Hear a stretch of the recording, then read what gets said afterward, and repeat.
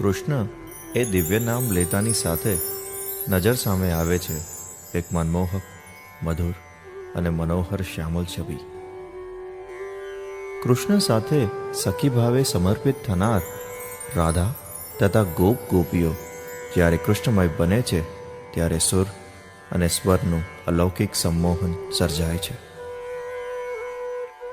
કહેવાય છે કે કૃષ્ણ દેહ છે તો રાધા આત્મા છે. કૃષ્ણ શબ્દ હોય તો રાધા અર્થ છે. કૃષ્ણ જો ફૂલ છે તો રાધા ફોરમ છે, અને કૃષ્ણ ગીત હોય તો રાધા સંગીત છે. એથી જ જય શ્રી કૃષ્ણમાં શ્રી એટલે કે લક્ષ્મી એ જ રાધા છે. નમસ્કાર મિત્રો, સ્વર ગુર્જરીમાં હું નંદિની ત્રિવેદી આપ સૌનું સુરીલું સ્વાગત કરું છું. આજનો કાર્યક્રમ એટલે કે ગીત અષ્ટમી એ અમે ખાસ અવિનાશ પારેખ, જે બહુ જ જાણીતા આર્કિટેક્ટ છે અને કવિ પણ ખૂબ સરસ છે, તો એમને આખો આ જે ગીત પંચમી, ગીત ગમતીલા અને ગીત સુરીલા જે 3 આલ્બમ્સ કર્યા હતા, એમાંથી ઉત્તમ ગીતોનું ચયન કરીને આ પ્રોગ્રામ અમે રજૂ કરીએ છીએ. અને મારે ખાસ તો એ જ કહેવું છે કે વ્યવસાય આર્કિટેક્ટ, શૈક્ષણિક સામાજિક ક્ષેત્રે કાર્યરત અવિનાશ પારેખના ગીતોમાંથી આતમનો અવાજ પ્રગટે છે. તેઓ હંમેશા કહેતા હોય છે કે મારે માટે કવિતા એ નાશવંત વિશ્વનું શાશ્વત આશ્વાસન છે. એટલે જ કવિતા એમના મહિલાને જીવંત રાખે છે. કવિતા એમને માટે પ્રિયજનથી પરમાત્મા સુધી પહોંચવાની મધુર યાત્રા છે. અવિનાશ પારેખ પોતે અચરજના માણસ છે. ભયો ભયો ગીતમાં ચરનન કી રજ મેં વ્રજ એ એંગલ એક વૈષ્ણવ કવિને જ સૂઝે. કૃષ્ણ એમના મનનું કેન્દ્રબિંદુ છે. એ ફ્રેન્ડ, ફિલોસોફર અને ગાઈડ છે. કૃષ્ણ એટલે આકર્ષણ. શ્યામ વાંસળી વડે શ્વાસમાં સમાય ત્યારે અંદરથી કવિતા પ્રગટે. એકવાર અવિનાશભાઈએ બહુ સરસ વાત કરી હતી. રામ જ્યાં ગયા ત્યાં પહેલીથી પ્રતીક્ષા હતી, અને કૃષ્ણ જ્યાં ગયા ત્યાંથી પ્રતીક્ષા શરૂ થાય છે. શબરી, અહલ્યા, રાવણને પણ રામની પ્રતીક્ષા હતી. એ અર્થમાં રામ એ પ્રતીક્ષાના પર્યાય છે, અને કૃષ્ણના પર્યાયમાં જ પ્રતીક્ષા છે. જેને જેને મળીને ગયા એમણે કહ્યું હતું કે હું આવું છું, અને પછી આવ્યા જ નહોતા. આવા કૃષ્ણને કવિએ સરસ રીતે ગીતોમાં વ્યક્ત કર્યા છે. ગીત સુરીલાના ગીતોની ગૂંથણી એવી છે કે તમે સાંભળશો તો એમાં શ્રી કૃષ્ણની આખી ડ્રીમ સિક્વન્સ તમને દેખાશે, જેમાં ભગવાન પહેલાં કલ્પના મૂર્તિ તરીકે દેખાય, પછી ભાઈબંધ બનીને આવે, અને પછી એક પ્રેમી તરીકે, અને છેવટે આતમના અજવાળા રૂપે પધારે. સપના એ અવિનાશભાઈનો ગાઈડિંગ ફોર્સ કહેવાતો હોવાથી એમને સપનાના પ્રવાસમાંથી જ ગીતો જડ્યા. સંઘર્ષની કેડીને રાજમાર્ગમાં ફેરવી શકનાર અવિનાશભાઈએ એક બહુ મોટું કામ કર્યું છે. યુનિવર્સિટી કક્ષાએ વલ્લભ વેદાંતનો અભ્યાસક્રમ દાખલ કરવાનો. તેઓ કલાના ચાહક, સાહિત્યના ઉપાસક અને મિજલસના વાહક છે. ગમતાનો કરીએ ગુલાલની જેમ વહેંચવામાં માને છે, કારણ કે ભગવાન સામે એમણે ધરાવેલા કાવ્યરૂપી 56 ભોગનો આ સંગીતમય પ્રસાદ જ છે. અવિનાશભાઈ સંગીતમય પ્રસાદ ધરાવી શક્યા એનો યશ સંગીતકાર સુરેશ જોશી અને તમામ કલાકારોને જાય છે. અવિનાશ પારેખના 3 આલ્બમ સુરેશ જોશીએ તૈયાર કર્યા છે, અને આજે તમારા મનને અને કાનને જલસો પડવાનો છે એ વાત નક્કી છે, કારણ કે આજના કાર્યક્રમમાં ગીતોની સાથે અવિનાશ પારેખની કૈફિયત અને સુરેશ જોશીની સંગત પણ છે. તો ચાલો શરૂ કરીએ આજની કૃષ્ણમય સંધ્યા, ગીત અષ્ટમી.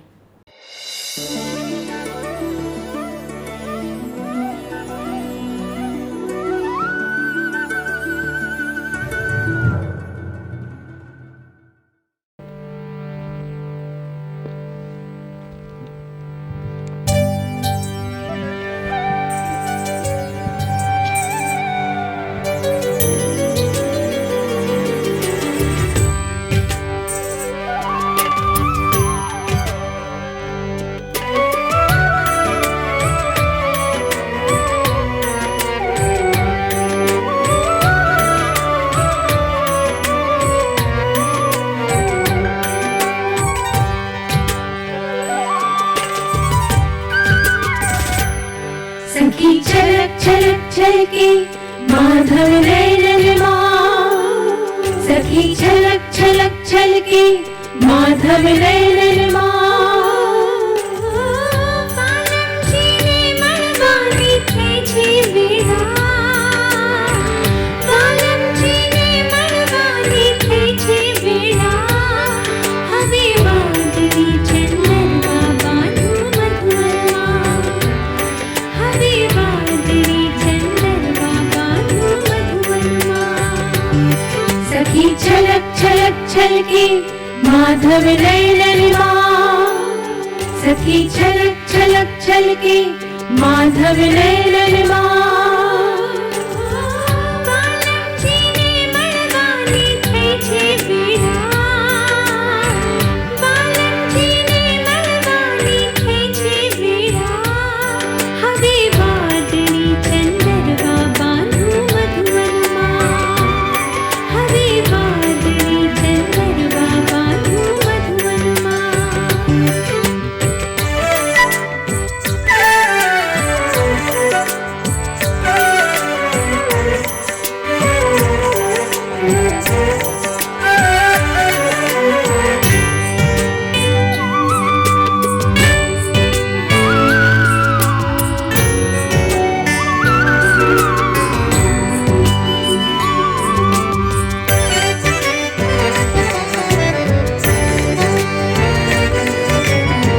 वृंदाती वनमा मुझने मिली आखिरी, वृंदाती वनमा मुझने मिली आखिरी।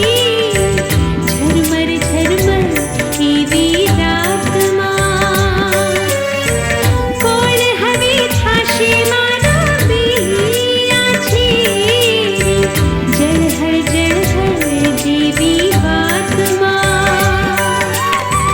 भूली रे खड़ी रासनी रंभत।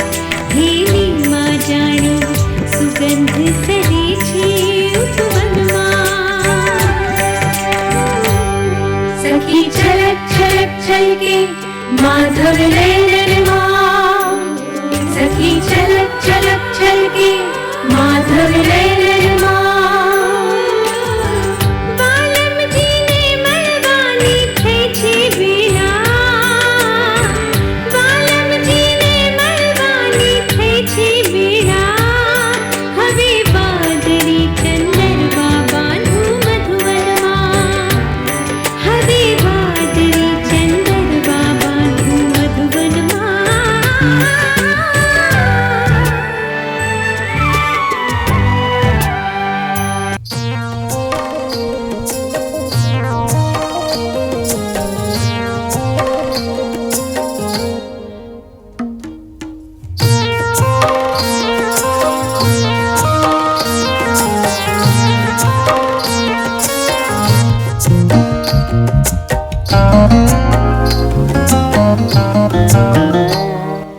દરિયાના તળમાં દેખાય, દરિયાના તળમાં દેખાય ને આભમાં છવાય મારા રાજાજી, પછી અંતરની આંખમાં સમાય મારા રાજાજી। હો દરિયાના તળમાં દેખાય, દરિયાના તળમાં દેખાય ને આભમાં છવાયો મારા રાજાજી, પછી અંતરની આંખમાં સમાય મારા રાજાજી। હો દરિયાના તળમાં દેખાય।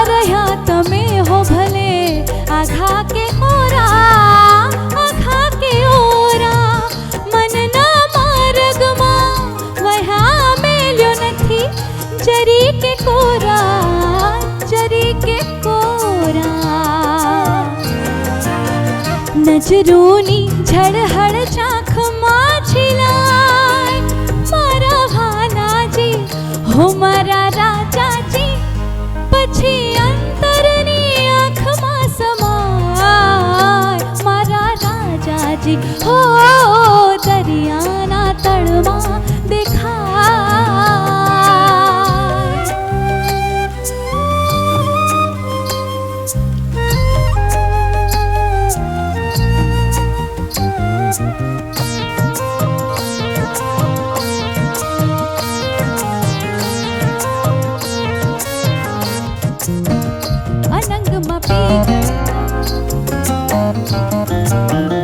અગનમાં પીગળતા અનંગ કે શમણામાં ભાડું સૂરજને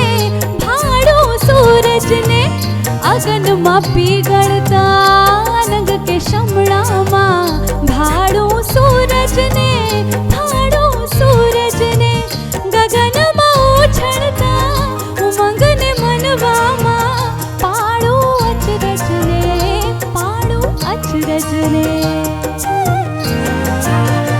આતમના ઓછલમાં જણાય મારા કાનાજી હો મારા રાજાજી પછી અંતરની આંખમાં સમાય મારા રાજાજી હો દરિયાના તળમાં દેખાય. અવિનાશભાઈ, તમારા ગીતોનું મુખ્ય પાત્ર કૃષ્ણ જ કેમ છે? કારણ કે કવિતામાં તો પ્રકૃતિ હોય, પ્રેમ હોય અને અસંખ્ય વિષયો હોય, પણ તમારા જે ગીતો છે એનું પાત્ર કૃષ્ણ જ કેમ છે? કૃષ્ણ મારા માટે એક એવું વ્યક્તિત્વ છે જે હિન્દુ સંસ્કૃતિમાં અને ખાસ તો વૈષ્ણવ પરિવારોમાં એક પૂજ્ય આરાધ્ય દેવ ઉપરાંત એને આપણે મિત્ર પણ કહી શકીએ તેવું. રામને હાથ જોડવા પડે, કૃષ્ણના ખભે હાથ મૂકી શકાય. આ બારીક ફરક છે, પણ એક રીતે આપણે જે લીલાઓ કૃષ્ણની સમજીએ છીએ એમાં સંસારમાં બનનારી બધી જ ઘટનાઓનો ઉલ્લેખ હોઈ શકે. કનુ દેસાઈના બધા ચિત્રો આપ જોશો તો ખ્યાલ આવશે કે કૃષ્ણને એણે જે રીતે ચિત્ર્યા છે એ રાજા રવિવર્માના ચિત્રથી તદ્દન જુદા છે. કારણ કે એને જે દેખાય તે કદાચ મને નહીં દેખાતો, મને દેખાય તમને ના દેખાય એવું બને. ગીત પંચમી આ રીતે 5 ગીતો 2 રાતના ઉજાગરામાં લખાયેલા છે. અને કૃષ્ણ એટલે માત્ર ભજન માટેના કે ધાર્મિક કાર્યક્રમોના સંદર્ભમાં નથી. આ મારા સોફ્ટ રોમેન્ટિક ગીતો છે જેની અંદર કૃષ્ણ અને રાધાનો ઉલ્લેખ કરીએ તો એ એકબીજામાં મર્જ થતા હોય એવું લાગે. કૃષ્ણ કોઈને પણ ગમે, કોઈ પણ કવિને રજૂ કરવા માટે સૌથી પહેલો વિષય આ જ મળે છે. એટલે મને લાગે છે કે એક કવિએ મોટા ભાગે કૃષ્ણને છોડ્યા નથી અને તમે તો એમને બહુ જ લાડ લડાવ્યા છે. આઈ થિંક બરાબર છે. એમાં કૃષ્ણને 11 વર્ષ અને 52 દિવસની એમની ઉંમર સુધી એ ગોકુળમાં રહ્યા. અને ગોકુળમાં રહ્યા એટલે નેચરલી બધા એની લીલાઓનો સંદેશ જે છે તે એ જ પીરિયડમાં આવ્યો.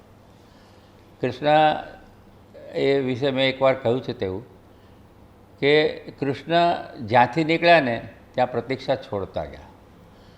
ભગવાન રામ જ્યાં પ્રતીક્ષા એમની થતી હતી ત્યાં ગયા. એટલે આ એક મોટો ફરક આવે છે કે ભગવાન બંનેને આપણે ગણીએ છીએ વિષ્ણુના અવતારના રૂપે, પણ એમાં આટલો ફરક આવે છે. મેં કહ્યું એમ, એક મર્યાદા પુરુષોત્તમ અને બીજા પૂર્ણ પુરુષોત્તમ. આ મને કદાચ સૌથી વધુ અપીલ કરતી વાત છે. એટલે કૃષ્ણના ગીતો એ રીતે હોય છે. પણ સાવ સદંતર માત્ર કૃષ્ણ કેન્દ્રમાં રહે એવું બન્યું નથી અને શક્ય પણ નથી. કવિતા છે, રાતના 2 વાગે આવે કે સવારે 12 વાગે આવે, એમાં જે સત્ય હોય તે જ પ્રસ્થાપિત થતું હોય છે. અને આમે છે ને, આને જો હું ગમું અને મને આ ગીતો ગમે તો એનો સરવાળો લોકો સાથે સીધો સંપર્ક કરવાનો પણ હોઈ શકે. પણ પ્રશ્ન સારો હતો એ મારે કહેવું છે.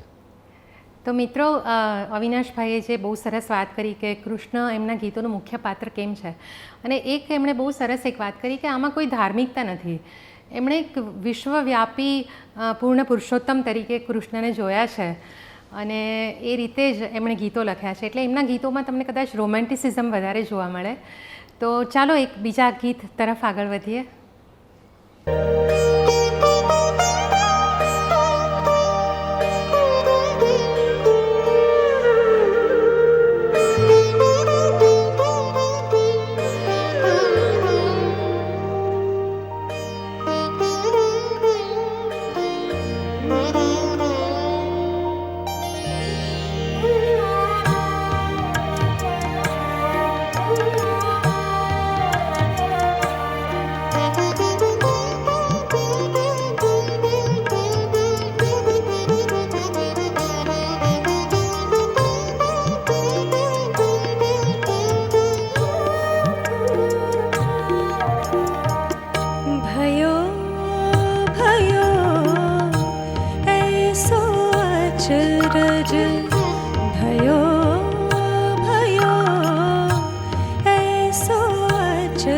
रज चरणन की रज रज में व्रज चरणन की रज रज में व्रज भयो भयो ऐसो अचरज भयो भयो ऐसो अचरज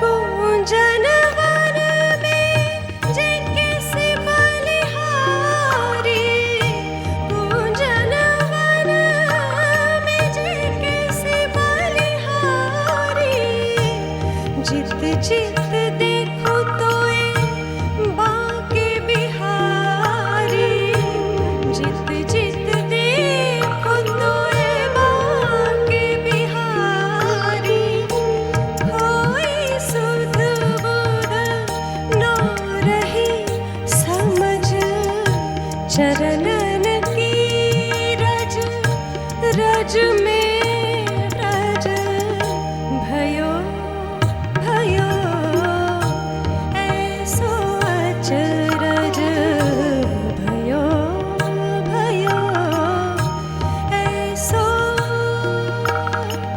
अचरज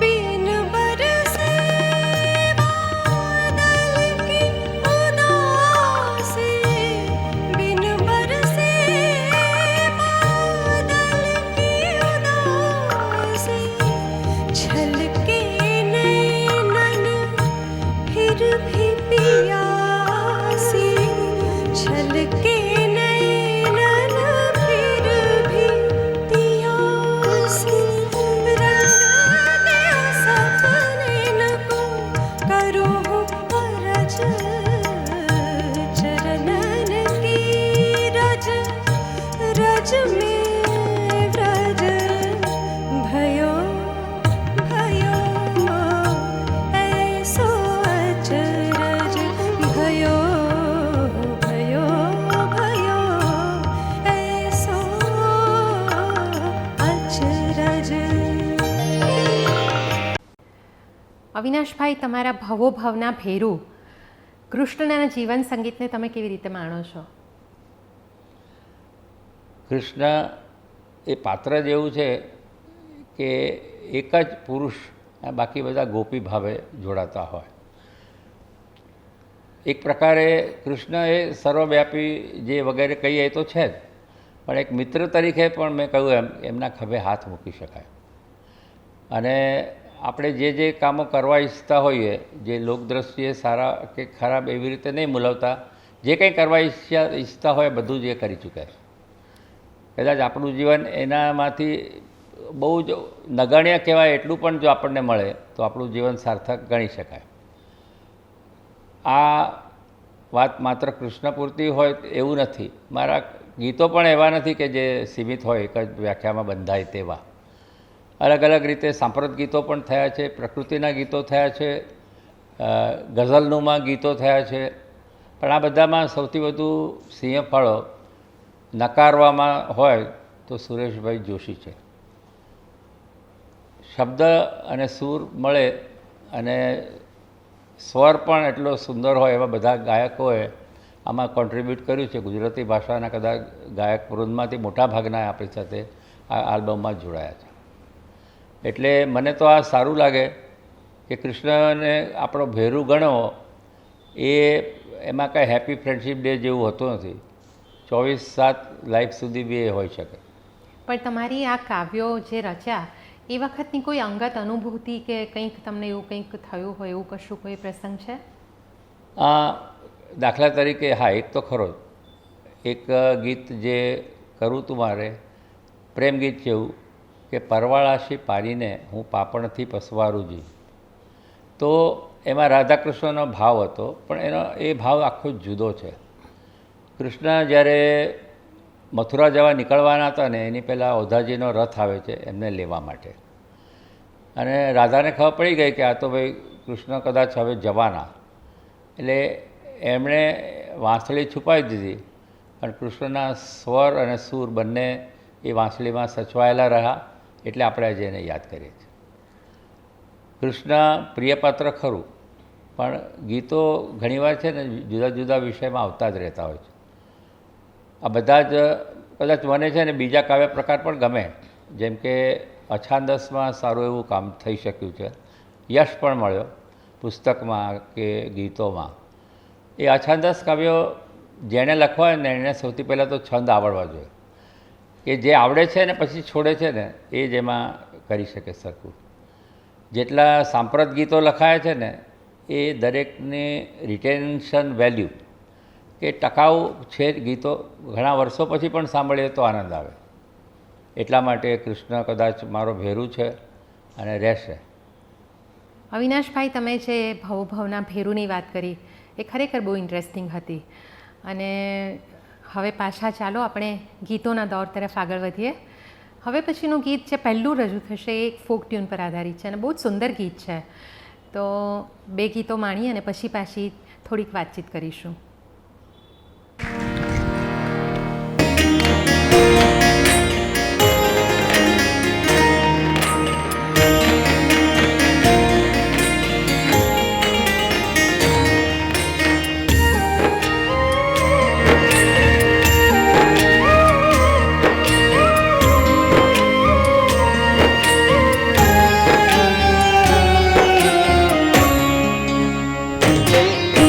प्राण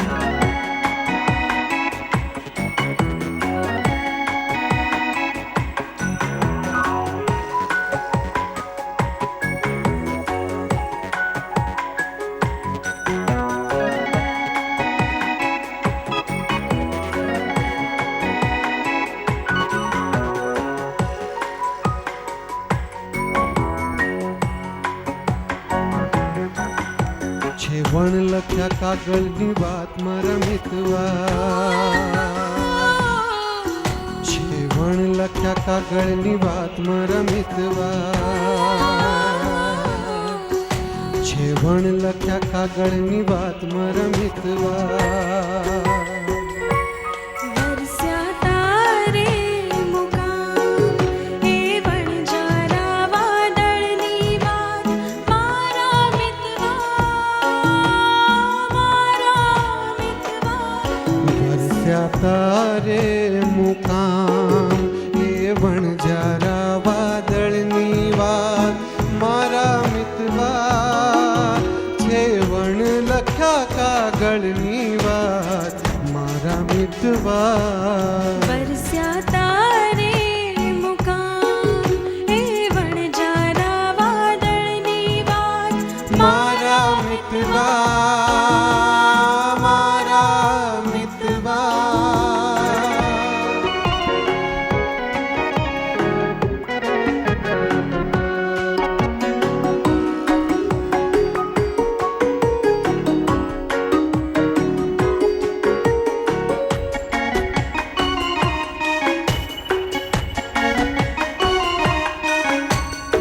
આંખની અટારીએ અંકાય નહીં આબ એવા વરસાદી ઝરણા. આંખની અટારીએ અંકાય નહીં આબ એવા વરસાદી ઝરણા. બીજની કટારીએ વંકાય નહીં આબ જેવા અવસાદી તરણા. આ અણજાણ્યા ઝાકળની જાત મારા મિતવા, છે વણ લખ્યા કાગળની વાત મારા મિતવા.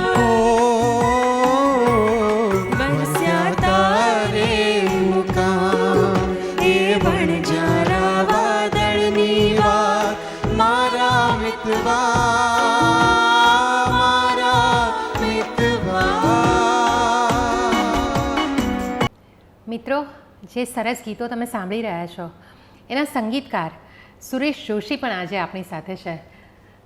સુરેશભાઈ નમસ્તે. તમારા માટે પહેલો પ્રશ્ન તો એ જ છે કે એક જ કવિના 24 ગીતો અને 3 આલ્બમ તમે કર્યા. આવું બહુ ઓછું બનતું હોય છે કે એક જ કવિના એક જ સંગીતકાર ગીતો સ્વરબદ્ધ કરે, તો એ અનુભવ તમારો કેવો રહ્યો? નંદિનીબેન, એવું છે ને કે હું અવિનાશભાઈને ઓળખું અછંદસના કવિ તરીકે. એમની અછંદસ મેં ખૂબ વાંચેલી. પછી એકવાર જ્યારે અવિનાશભાઈનો ફોન આવ્યો કે મારા ગીતો છે અને આપણે કરવાનું છે, અમે સુરેન ઠાકર મેહુલને ત્યાં એ મિટિંગ કરેલી, મને બરાબર યાદ છે. અને 5 કૃષ્ણ ગીતો એમણે મને વંચાવ્યા. તો 5 ગીતો અને 5 નાયિકાના અલગ અલગ એમાં મૂડ્સ હતા. એટલે મને બહુ મજા પડી. કમ્પોઝર તરીકે આવી ચેલેન્જ આવે ત્યારે ખૂબ ગમે. એટલે મેં અવિનાશભાઈને કહ્યું કે આ 5 જુદી જુદી કવિતાઓ કૃષ્ણ વિશે લખી છે અને બધામાં નાયિકા ભાવ છે, તો તમારે શું કહેવું છે? તો એમણે મને કહ્યું કે મારા ઘરમાં એક ચિત્ર છે અને એના પરથી મેં આ 5 કવિતા કન્સીવ કરી છે. તો એ પણ મને ઇન્ટરેસ્ટિંગ લાગ્યું. એટલે પછી મેં એમના ઘરે જઈને એ ચિત્ર પણ જોયું. કૃષ્ણ છે અને એક ગોપી છે.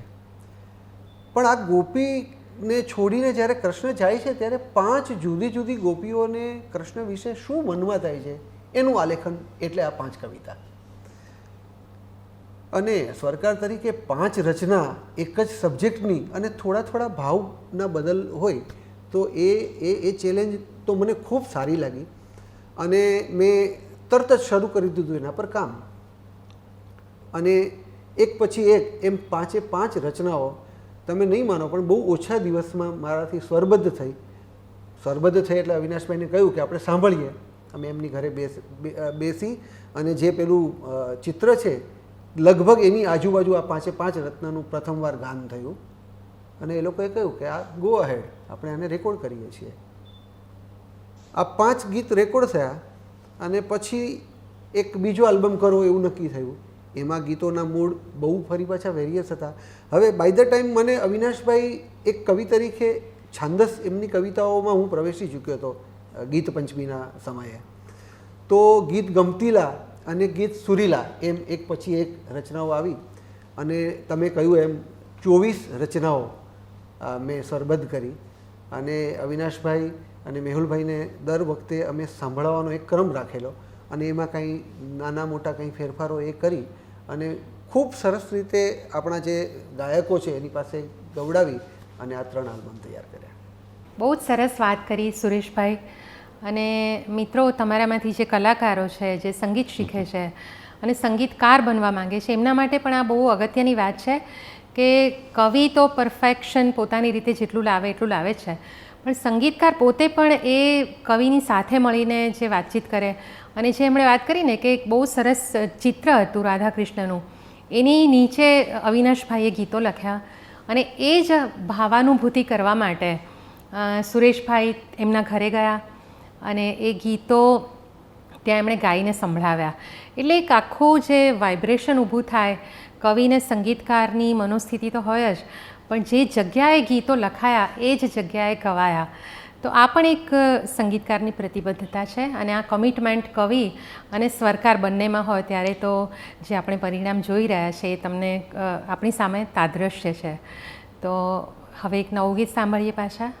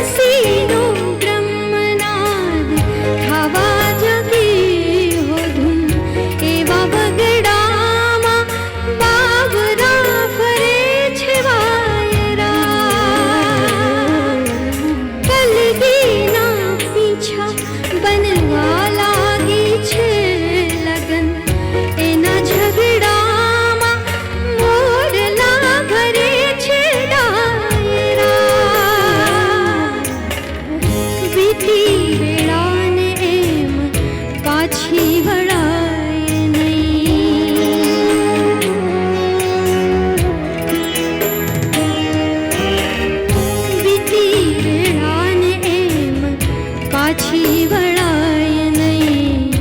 માધવની મરજી વગર રે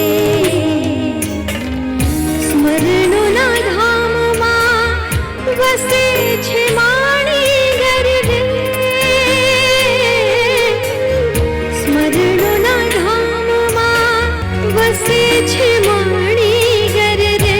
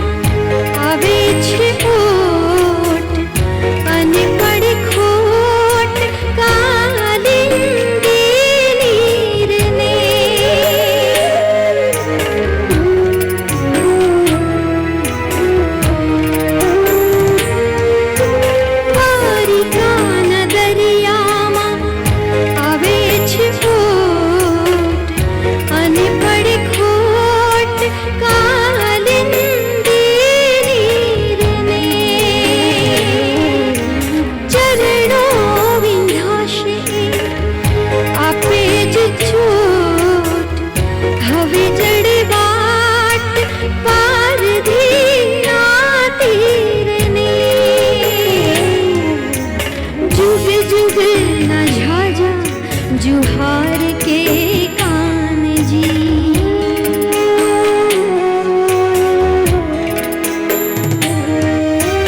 जुग जुग ना झाजा जुहार के कान जी धरे छे नवला अवतार रे स्मरणोना धामમાં વસે છે માણી ઘર રે સ્મરણોના ધામમાં વસે છે માણી ઘર રે સોના રૂપાની હોય મેળી મોલા તો સા સુના દિસે છે નગર રે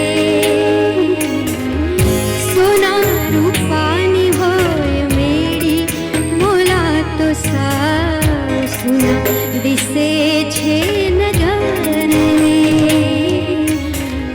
સ્મરણોના ધામમાં વસે છે માણી ઘર રે સ્મરણોના ધામમાં વસે છે માણી ઘર રે સોના રૂપાની હોય મેળી મોલા તો સા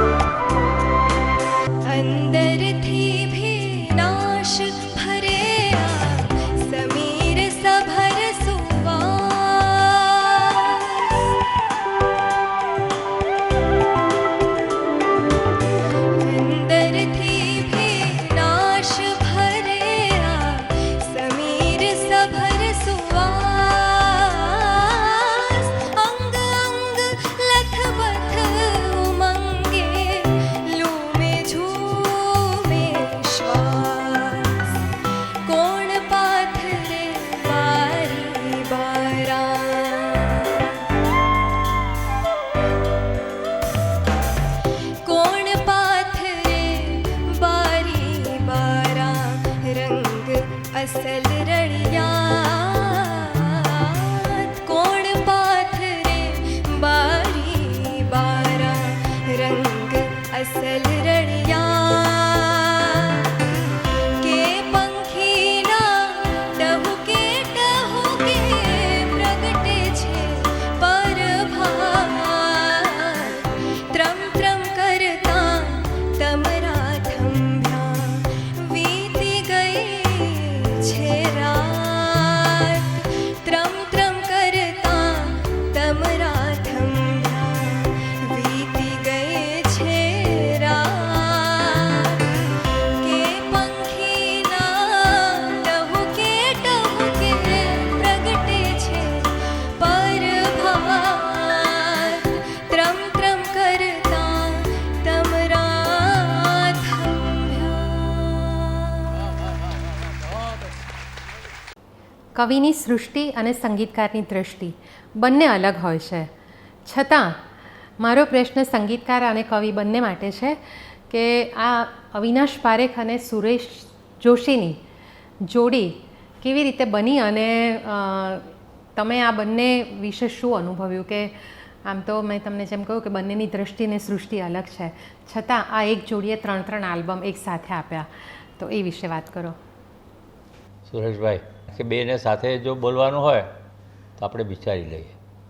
બાકી એક વસ્તુ ચોક્કસ છે, હું સિવિલ એન્જિનિયર છું, તમે પણ છો, બિલકુલ. એટલે અમારી બિઝનેસની ભાષા સરખી છે, પણ આ બિઝનેસ છે નહીં, એટલે મને મારા વિચારો હતા, પણ એમણે નક્કી કરેલું કે નહીં વિચારું, એટલે પછી મારા પાસે કોઈ બીજો ઉપાય નહોતો કે ન વિચારે તો કાંઈ નહીં, હવે બીજું આલ્બમ એવું આપીશ કે જે એ થાકી જાય ને પછી મને કે હવે નહીં કરવું, પણ એવું બન્યું નહીં. એવું એટલા માટે ન બન્યું કે ઘણીવાર છે ને આપણે કોઈ વ્યક્તિને મિત્ર બનાવવાનો ડિસાઇડ કર્યો હોય તો એના બધા સારા સારા મુદ્દા આપણને દેખાય. મને એટલું જ દેખાયું છે કે વ્યક્તિ જે છે એ જાણકાર છે, આવડતવાળી છે અને નિષ્ઠાવાન છે. ગીત પંચમીના એટલા બધા આલ્બમ વેચાયા છે ને એ નવરાત્રિની આજુબાજુ પણ લોકો બહુ પસંદ કરતા. એટલે પછી ચોઈસ જેવું કાંઈ હોતું નથી. આપ ચોઈસ એ આમ કહે ને કે મેં સેક્રિફાઈસ કર્યું, એ પણ એક ચોઈસ છે. તો મેં કાંઈ સેક્રિફાઈસ કર્યું નથી. એમણે ક્વોલિટી કામ કર્યું છે, એને એપ્રિશિએટ કરવા માટે મારા માટે પણ આ સવાલ બહુ મહત્ત્વનો હતો. વાહ Sureshbhai, thank you. Thank you. Actually એવું છે કે કલામાં જ્યારે વિજ્ઞાન ભળે ને તો એમાં કંઈક જુદી રીતે વિચારવાની પણ વાત બને. જેમ કે આપણે સાપેક્ષવાદને જોઈએ તો એ કલાને પણ એટલો જ લાગુ પડે, ભલે વિજ્ઞાનનો સાપેક્ષવાદ છે તો પણ. એટલે કવિતાને જોવાની દ્રષ્ટિ એ હું એને વિજ્ઞાનની રીતે જોઉં ત્યારે મને કવિતામાંથી બહુ બધી વસ્તુઓ મળતી હોય છે. અને તમે સાયન્સના સ્ટુડન્ટ થઈને તમે પણ કવિતા લખી છે એટલે એમાં તમારા ભાવ પણ છલોછલ મેં જોયા છે. અને મને પહેલાં 5 રચના જ્યારે કરી ત્યારે એક રેફરન્સ હતો પેલું ચિત્ર, પછી તો ચિત્ર પણ રહ્યું નહીં અને માત્ર ને માત્ર તમારી કાવ્ય સૃષ્ટિને મારે ફોલો કરવાની રહી. તો એ વખતે મને વધારે મજા પડી કે તમારી કાવ્ય સૃષ્ટિ પણ ચિત્ર નિષ્પન્ન કરી શકે છે. એટલે એ તમામ જે બીજા કાવ્યો પર મેં કામ કર્યું ત્યારે એ કાવ્યમાંથી મને એક જુદું ચિત્ર મળ્યું અને દર વખતે એ ચિત્રને વફાદાર રહી અને હું એને કયા સૂર આપું કે એની સાથે હું કઈ ટ્રીટમેન્ટ કરું તો આ ગીતને વધારે હું ભાવસભર બનાવી શકું. અને સાચું કહું તો અવિનાશભાઈએ મને છૂટો દોર આપેલો સંગીતમાં, કાવ્ય એમના, પણ સંગીતમાં હું કંઈ પણ કરી શકું, એક્સપેરિમેન્ટ પણ, અને એ મને કરવાની મજા આવી અને એનું કદાચ પરિણામ જે છે એ 24 ગીતોમાં આપણને મળ્યું. ખરું. તો તમે જેમ મને થેન્ક યુ કહ્યું એમ મારે પણ કહી શકાય. તમે સી આખી આ ઇન્ટરવ્યૂની પેટર્ન જે હોય તે એક વસ્તુ છે, અમારા વિચારો એક સરખા જ છે એમ નહીં કહું, પણ અમે સમાધાન બહુ ઝડપથી કરી લે છે. એટલે પણ હજી એ ઓળખ અધૂરી રહે છે. એમણે પોતે ગાવા માટે પોતાના 3 ગીતો સિલેક્ટ કર્યા, એમાં પણ મને પૂછ્યું નથી, કહ્યું પણ નથી. રેકોર્ડ થાય ત્યારે આપણને અચ્છા તમે ગાવાના છો. એ ગીતો બી બહુ સરસ છે. એક સુખના સંદર્ભમાં એક પરિકલ્પના હતી સુરીલામાં, ગીત સુરીલામાં, એ એમણે સાકાર કરી. આગળ ગીત ગમતીલાની અંદર પણ એમણે ગીતો ગાયા. ગીત પંચમીમાં કદાચ ગાવું હશે પણ બધી ગોપીઓ જ હતી એટલે એ નહીં ગાયું. પણ ઓવરઓલ એક વસ્તુ ચોક્કસ છે, ઇઝ એ નાઇસ એમિકેબલ મેન અને is A good human being. મને અપીલ કરતી આ વાત છે. આવડત ઘણા પાસે હોય, અંતરની જે ભાવ છે ને એ તરત સમજી જવાય એવા બધા હોય છે. હવે હું તો છું જ, અહીંયા મને ત્રીજી એક આંખ હતી જે દેખાડતો નથી. હું I can read you, I can read Har also, કે સારું કરવું છે એટલે સારું જ કરવું છે. એટલા માટે અમારું હજી એક આલ્બમ જો થાય ભૂલથી પણ તો એ પણ સુરેશભાઈનું હશે. ગ્રેટ. કવિ અને સંગીતકારની સરસ જે વાતો એમણે કરી કે બંનેની સૃષ્ટિ દ્રષ્ટિ અલગ હોય છે છતાં બંનેનું કોમ્બિનેશન કેવી રીતે શક્ય બન્યું. અને અવિનાશભાઈએ જેમ કહ્યું કે બંને સિવિલ એન્જિનિયર છે એટલે આઈ થિંક સુરેશભાઈએ સુરોનું એન્જિનિયરિંગ સરસ કર્યું અને અવિનાશભાઈએ કવિતાનું. અને સ્ટ્રક્ચર સરસ હોય તો પછી આખો જે વાત બને ગીતોમાં કે કવિતામાં એ તો સરસ જ બને. તો હવે આપણે પ્રોગ્રામ ધીમે ધીમે અંત તરફ આગળ વધી રહ્યા છે. અવિનાશભાઈ, છેલ્લો પ્રશ્ન એક એ છે કે જેમ આપણે પહેલાં જોયું કે અવિનાશભાઈએ 3 આલ્બમ કર્યા છે, ગીત પંચમી, ગીત કમતીલા અને ગીત સુરીલા. તો ગીત સુરીલામાં એમણે એક આખો નવો પ્રયોગ કર્યો છે ડ્રીમ સિક્વન્સનો. એટલે એમણે જે મને વાત કરી એના પરથી મને બહુ જ આશ્ચર્ય થયું કે ગીતો એક ડ્રીમ સિક્વન્સ તરીકે આવ્યા એમના મનમાં. તો આ એક આખી નવી વાત છે. તો અવિનાશભાઈ, એ કેવી રીતે શક્ય બન્યું? નંદિનીબેન, ડ્રીમ છે ને એ તો ભગવાનનું એક વરદાન છે. એ ક્ષમણા જે છે એ આપણા બાકી રહેલી ઈચ્છાઓના જ હોય એવું નથી. મેળવી લીધેલી સિદ્ધિની માટે પણ એમાં કંઈક પ્રોવિઝન હોય છે. એ સપનાની સિક્વન્સ મેં કહ્યું એ પ્રમાણે કે એ છે ને આવતી હોય તો સપનાની વણઝાર જ હોય છે. એકસાથે આવે, આપણને જાગતા પણ આવતા હોય કદાચ સપના, એવું બી બને. એ દિવા સ્વપ્ન જોવાનો તો મારો અબાધિત અધિકાર એટલા માટે છે કે મારો શબ્દો સાથે કામ પાડવાનું, સંગીતકારે મારી સાથે કામ પાડવાનું. એટલે એ રીતે જોતાં મને એવું લાગે છે કે એટલું મુશ્કેલ બી નહીં હતું. કારણ કે છે ને જે સહજતાથી આવતું હોય ને એના વિશે તમે પ્રશ્ન કરો ત્યારે મને ખ્યાલ આવે કે લોકો આને આ રીતે પણ જોઈ શકે. એટલે એક તો તમને દાદ આપું છું કે બરાબર લાઈન તમે પકડી રાખી કે સ્વપ્નાનું આ એક આખું આલ્બમ જેવું છે, સિક્વન્સ જેવું. સિક્વન્સ હંમેશા છે ને એક રિધમમાં હોય, એક જ ટાઈપની. પહેલાં જે સપનું આવ્યું હોય એની પછી બીજું જુદી રીતનું પણ આવે. પણ સપના જોવા એ બહુ સારી વાત છે. સપના જોવાથી કમસે કમ આપણે બીજું જે કાંઈ એચીવ કરવું છે ને એ ઘૂંટાતું રહે મનમાં. એ વખતે દાખલા તરીકે વ્રજ ભાષાનું એક ગીત લખવાની ઈચ્છા ઘણા સમયથી હતી. તે સુરેશભાઈએ મને જાણે મારું મન વાંચતા હોય એ રીતે કહ્યું કે વ્રજ ભાષાનું એક ગીત કરો, કારણ કે બહુ ઓછું ખેડાણ એમાં થયું છે. થઈ શક્યું, સારું થયું, એનો યશ એકલો નથી લેતો. સુરેશભાઈ તો છે જ, પાર્થિવે પણ બહુ સરસ ગાયું. એટલે એ બંનેને હું પહેલાં તો સલામ કરું છું કે જે કાંઈ શબ્દો હતા ને એને મેં તો મારી રીતે ઉજાગર કર્યા હોય, પણ એમાં સ્વર અને સૂર એ મળ્યા પછી શબ્દ, સ્વર અને સૂરનો જે ત્રિવેણી સંગમ થાય છે એમાંથી એ ગીત મળ્યું.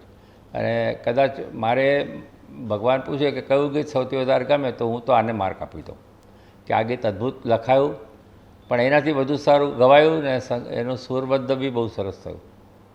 આમ તો દરેક કવિને અબાધિત અધિકાર હોય છે, પણ સામે એક ફરજ પણ હોય કે અનુભૂતિ પહેલાં, અભિવ્યક્તિ પછી, એમ નહીં. અભિવ્યક્તિ પહેલાં અને પછી અનુભવ, એમાં સપનાની વાત આવી જ જાય ઓટોમેટિક. આજે ખાસ તો ભયો ભયો એસો અચરજ જે કવિતા સુરેશભાઈએ આસ્વાદ કરાવ્યો અને બીજાઓએ પણ આસ્વાદ કરાવ્યો, જેવા મોટા નામો છે સિતાંશુભાઈ વગેરે. તો આ એક મારો એચિવમેન્ટ આ જ છે. આ આલ્બમ કરવા માટે શું છે કે એક સ્થાયી ભાવ હોવો જોઈએ કે શેને માટે કરવું છે. આને શાશ્વતી બક્ષવાની વાત છે. કવિ લખે છે ત્યારે એ પસાર થતી પળને પકડી રાખે છે અને એને શાશ્વતી બક્ષે એ કવિતા છે. આપણે કોઈ દિવસ કવિતાની અંદર સીધા સાદા અર્થઘટન હોય એ વિદ્વાન કદાચ એને મુશ્કેલ બનાવીને પછી અર્થઘટન કરે, એવું નથી. મારા હાથમાં ખુલ્લી હથેળીમાં કાજુ રાખ્યા છે, એ મારે કોઈને આસાનીથી આપી નથી દેવા. મહેનત કરો અને મારી મુઠ્ઠી ખોલો તો તમને જાદુઈ અને શમણાની ક્ષણ મળે પણ ખરી. આ બધી વાતોનો ટૂંકસાર એ છે કે સંગીતને જો માણવું હોય તો શબ્દો અને સંગીત અને સ્વર આ ત્રણેય સાથે દોસ્તી તો કરવી જ પડે, જે તમે કરી શક્યા છો. અને એટલે મને પણ આ વિષય ઉપર વાત કરવાનું ગમ્યું. ધન્યવાદ નંદિનીબેન અને સુરેશભાઈ બંને. એટલે આ પણ એક બહુ ઇન્ટરેસ્ટિંગ વાત છે કે સપના જોવાના અને સપનાની સિક્વન્સના આધારે તમે કાવ્ય સર્જન પણ કરી શકો. તો આવી એક ઉત્તમ વાત અવિનાશભાઈએ આપણને કરી. અને હવે એક છેલ્લા ગીતથી આપણે આ પ્રોગ્રામનું સમાપન કરીશું. આપણા પદ્મશ્રી પુરુષોત્તમ ઉપાધ્યાય, જેમને તો અનબીટેબલ છે, સુગમ સંગીત સમ્રાટ કહી શકાય, અને એમણે પણ અવિનાશ પારેખના આલ્બમમાં એક ખૂબ સરસ ગીત ગાયું છે. તો એનાથી આપણે સમાપન કરીશું. અને મિત્રો, આ ગીતથી જ સમાપન થવાનું છે, એટલે તમારા બધાનો ખૂબ આભાર. અવિનાશભાઈનો, સુરેશભાઈનો પણ ખૂબ આભાર, તમારો પણ ખૂબ આભાર કે તમે આખો પ્રોગ્રામ સરસ રીતે જોયો. અને સ્વર ગુર્જરી હંમેશા કંઈક ને કંઈક નવું આપવાનો પ્રયત્ન કરે છે. તો તમને પણ આ ચેનલ જો ગમતી હોય, રસ પડતી હોય તો તમારા મિત્રો સાથે વહેંચજો. અને સબસ્ક્રાઈબ ના કરી હોય તો ચોક્કસ કરજો. અને ફરીથી મળીશું કોઈક સરસ નવા પ્રોગ્રામ સાથે. સો આપણે છેલ્લું ગીત માણીએ. અને થેન્ક યુ વન્સ અગેન. મજાની વાત એ છે કે કવિઓ એથી ઝી સુધી એક પણ કવિ બાકી નથી કે મારી 62 વર્ષની ઉંમરમાં મેં કમ્પોઝ ન કર્યા હોય. બધાને મેં ગાયા છે. હવે ઝેડ પછી જગ્યા નથી, એટલે નવું પાનું આજથી હું ખોલું છું અને ફરીવાર એથી અવિનાશ પારેખથી શરૂ કરું છું.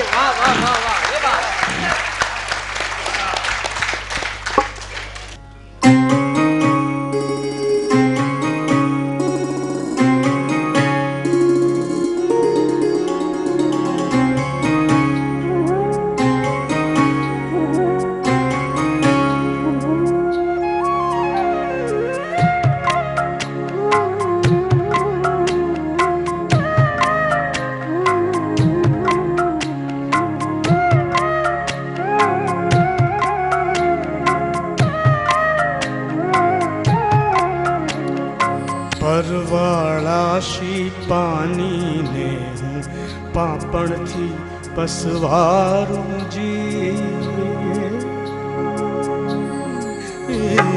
પરવાળાશી પાણીને હું પાપણથી પસવારું જી.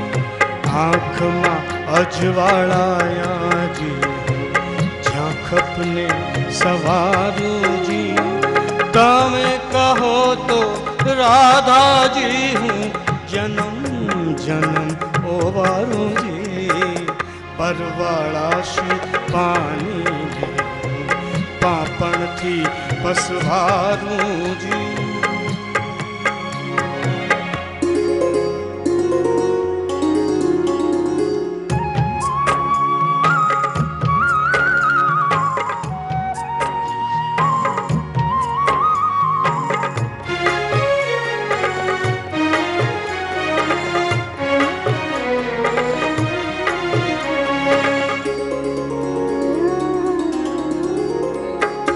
બંસીમાં તો છેદ સાત ને સાવ ખાલી ખાલી જી.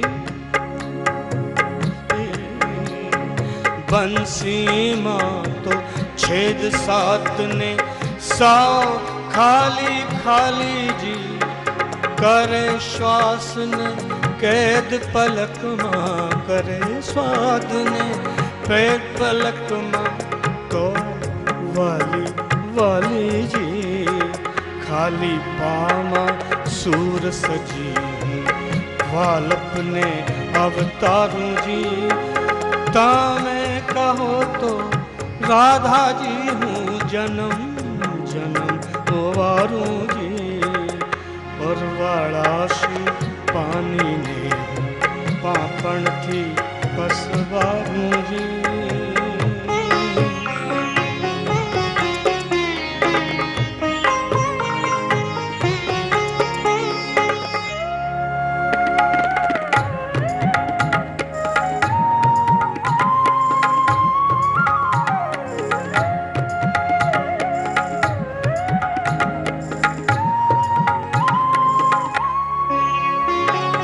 आवन जावन श्वास तणा शणगारे कोना शमणा जी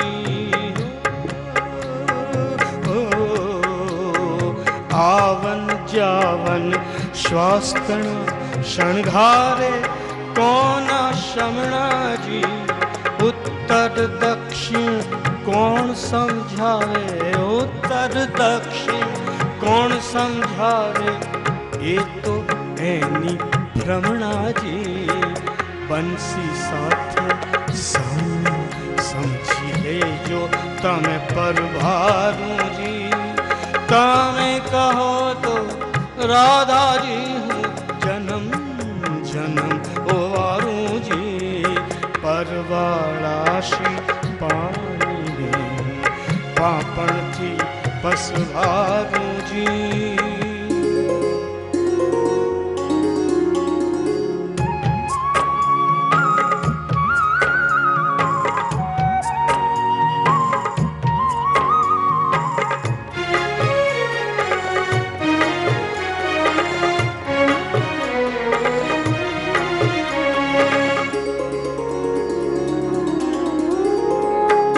कुंजन वन मां रचु तमारी संगे नित नित लीला जी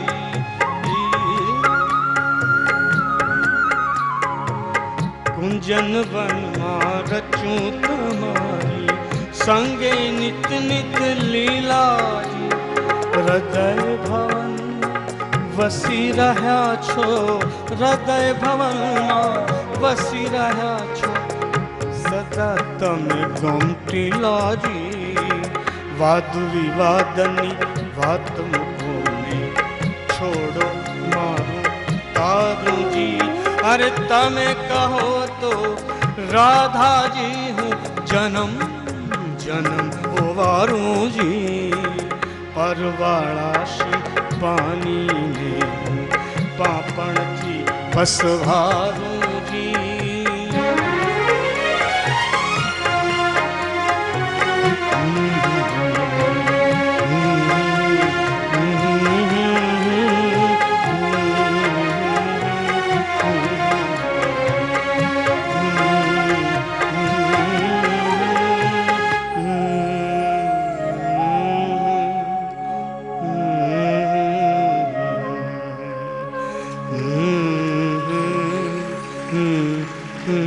ah